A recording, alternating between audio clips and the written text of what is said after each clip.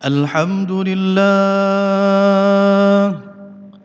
الحمد لله الذي حمدا يوافي نعمه ويكافي مزيده.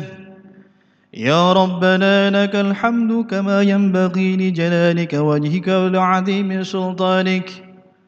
سبحانك اللهم لا أحصي ثناءك عليك أنت كما أثنيت على نفسك. وأشهد أن لا إله إلا الله وحده لا شريك له. وأشهد أن سيدنا محمدا عبده ورسوله وصفيه وخليله، خير نبي أرسله الله إلى العالم كله بشيرا ونذيرا. اللهم صل وسلم وبارك على سيدنا محمد وعلى آل سيدنا محمد صلاة وسلاما متلازمين إلى يوم الدين. أما بعد، فيا أيها الحاضرون اتقوا الله حق تقاته ولا تموتن إلا وأنتم مسلمون. قال الله تعالى في القرآن العظيم: أعوذ بالله من الشيطان الرجيم. بسم الله الرحمن الرحيم. وإذا سألك عبادي عني فإني قريب أجيب دعوة الداع إذا دعاني فليستجيبوا لي وليؤمنوا بي لعلهم يرشدون. Al-ayah Sadaqallahul Azim. Jamaah salat Jumat yang dimuliakan Allah Subhanahu wa taala. Segala puji bagi Allah Subhanahu wa taala yang telah memberikan kita berbagai macam kenikmatan sehingga kita dapat memenuhi panggilannya untuk menunaikan salat Jumat. Nikmat yang harus digunakan dalam rangka memenuhi syariat yang telah ditetapkannya. Salawat beserta salam mari kita haturkan bersama kepada Nabi Muhammad SAW, juga kepada keluarganya, sahabatnya, dan semoga melimpah kepada kita semua selaku umatnya. Amin ya rabbal alamin. Di hari Jumat yang penuh berkah ini, khotib berwasiat secara pribadi dan khususnya pada umumnya pada para jamaah Jumat yang hadir di masjid ini, agar sama-sama kita meningkatkan ketakwaan kita kepada Allah Subhanahu wa taala dengan selalu menjalankan perintah-perintahnya dan menjauhi segala larangannya, dengan selalu berpegang teguh serta mengikuti sunnah nabinya. Jamaah salat Jumat yang dimuliakan Allah Subhanahu wa taala, tujuan diciptakannya manusia adalah untuk beribadah kepada Allah. Dalam praktiknya manusia dapat menjadikan berbagai kegiatan yang dilakukan dalam kehidupan sebagai bagian dari ibadah. Salah satunya adalah ketika ikhtiar dalam suatu kebaikan atau menginginkan sesuatu yang baik. Seorang hamba mesti mengiringinya dengan berdoa kepada Allah Subhanahu wa taala. Allah Subhanahu wa taala dengan tegas menjelaskan bahwa Dia dekat dengan hamba-hambanya yang berdoa kepadanya. Allah berfirman dalam surat Al-Baqarah ayat 186. Bismillahirrahmanirrahim. Wa idza sa'alaka 'ibadi 'anni fa inni qarib ujibu da'watad da'i idza da'ani falyastajibu li wal yu'minu bi la'allahum yarshudun. Al-ayah Sadaqallahul Azim. Apabila hamba-hambaku bertanya kepadamu Nabi Muhammad tentang aku, sesungguhnya aku dekat, aku mengabulkan permohonan orang yang berdoa apabila dia berdoa kepadaku. Maka hendaklah mereka memenuhi perintahku dan beriman kepadaku agar mereka selalu berada dalam kebenaran. Syekh Nawawi Al-Bantani dalam tafsirnya Marah Labith juz 2 halaman 43 menyebutkan, di antara sebab turun ayat ini ialah ketika orang Badui yang datang menemui Nabi Muhammad SAW untuk menanyakan bagaimana cara berdoa kepada Allah. Orang Badui itu bertanya, apakah Tuhan kita dekat sehingga kita berdoa dengan lirih, ataukah jauh sehingga kita berdoa dengan lantang? Kemudian turunlah ayat ini yang menjelaskan bahwa Allah begitu dekat dengan hamba-hambanya yang berdoa. Jamaah sholat Jumat yang dimuliakan Allah Subhanahu wa taala. Ayat ini pula menjelaskan dengan tegas kedekatan Allah dengan hamba-hambanya, terutama dalam mengabulkan doanya. Bahkan kedekatan Allah digambarkan lebih dekat dari urat nadi hambanya. Namun maksud dari makna dekat tersebut bukan dekat dilihat dari tempatnya, melainkan dekat dalam mendengar dan mengabulkan doa hamba-hambanya. Imam Abu Hayyan dalam tafsir Al-Bahrul Al-Mukhit juz 2 halaman 205 menjelaskan, maksud dekat yang dinisbatkan kepada Allah bukanlah dekat dalam segi tempat, melainkan maksud dekat di sini ialah ungkapan Allah yang mendengar doa hambanya, cepat dalam mengabulkan permintaan hamba yang minta kepadanya. Maka perumpamaan mudahnya Allah dalam mengabulkan doa disamakan dengan orang yang dekat dengan meminta kepadanya. Karena kedekatan jarak tersebut Allah mengabulkan doanya. Imam Bukhari dalam kitabnya Sahih Bukhari dari riwayat Abu Musa meriwayatkan sebuah kisah terkait hal ini.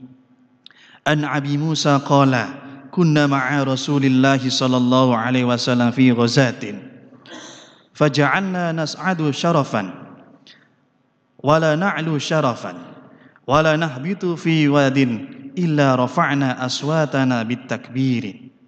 Qala fadana minna Rasulillah sallallahu alaihi wasallam faqala ya ayyuhan nas arba'u ala anfusikum fa innakum la tad'una asamma wala ghaiban innama tad'una sami'an basira. Kami pernah bersama Rasulullah sallallahu alaihi wasallam di suatu peperangan dan kami tidak melalui suatu jalan, bukit ataupun menaiki lembah kecuali kami akan melantangkan suara dengan membacakan takbir. Lalu Abu Musa berkata, kemudian Rasulullah mendekat dan bersabda, wahai umat manusia, lirihkanlah suara kalian. Kalian tidak berdoa kepada zat yang tuli ataupun tidak ada. Sungguh kalian berdoa kepada zat yang maha mendengar dan maha melihat. Zat yang kalian berdoa kepadanya lebih dekat kepada kalian dari leher kendaraannya. Jamaah sholat Jumat yang dimuliakan oleh Allah Subhanahu wa taala. Terkait makna doa dan dikabulkan doa pada ayat di atas, Syekh Nawawi Al-Bantani menjelaskan adanya dua kemungkinan makna dari ayat tersebut. Pertama, maksud dari doa tersebut adalah memohon ampunan atas dosa yang telah dilakukannya. Karena orang yang bertobat akan berdoa kepada Allah sebagai bentuk permohonan tobat. Dikabulkannya doa berarti Allah menerima tobat hambanya. Yang kedua, maksud dari doa itu adalah ibadah. Sebagaimana sabda Nabi Muhammad SAW yang mengatakan, doa adalah ibadah. Hal ini didukung pula oleh firman Allah dalam surat Al-Ghafir ayat 60 yang menjelaskan perintah untuk berdoa kepadanya. Maka Allah berjanji akan mengabulkannya. Selain itu ada juga peringatan kepada mereka yang enggan beribadah kepadanya agar tidak sombong dan angkuh karena ancamannya adalah neraka jahanam. Pada ayat ini pula selain menjelaskan kedekatan Allah dengan hambanya dalam mengabulkan doa, Allah juga secara tegas menjelaskan syarat bagaimana doa seorang hamba dapat dikabulkan. Dengan demikian, berdoa menjadi bagian dari kewajiban kita sebagai hamba kepada Allah Subhanahu wa taala agar kita menjadi hamba yang tidak lalai dan lupa terhadap segala nikmat yang telah diberikannya.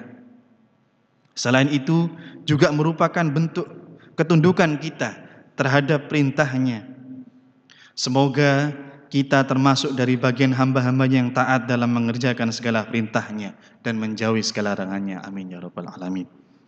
Barakallahu li wa lakum fil Qur'anil azim wa nafa'ani wa iyyakum ma fihi minal ayati wa dzikril hakim wa taqabbal minni minkum tilawatahu innahu was-samiul alim wa astaghfirullahal azim li wa lakum wa li sa'iril muslimin wal muslimat fa ya fawzal mustaghfirin wa ya najatid taibin.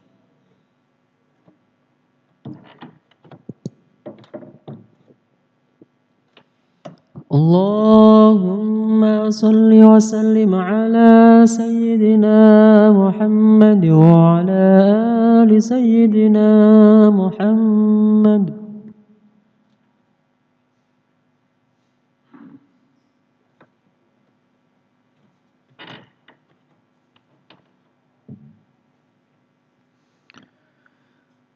الحمد لله الحمد لله الذي أنعمنا بنعمة الإيمان والإسلام، والصلاة والسلام على سيدنا محمد خير الأنام وعلى آله وأصحابه الكرام.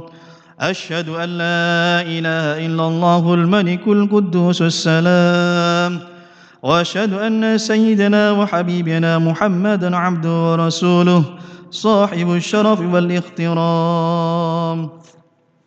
أما بعد، فيا أيها الناس، أوصيكم ونفسي بتقوى الله فقد فاز المتقون.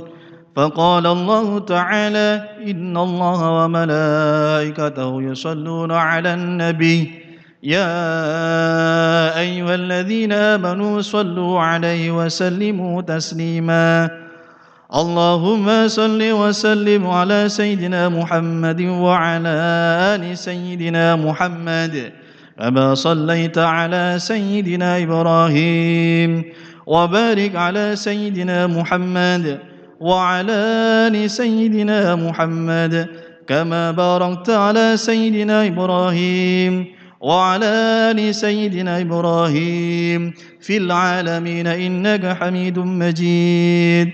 اللهم وارض عن الخلفاء الراشدين وعن أصحاب نبيك أجمعين، والتابعين وتابع التابعين وتابعيهم إلى يوم الدين. اللهم اغفر للمسلمين والمسلمات والمؤمنين والمؤمنات.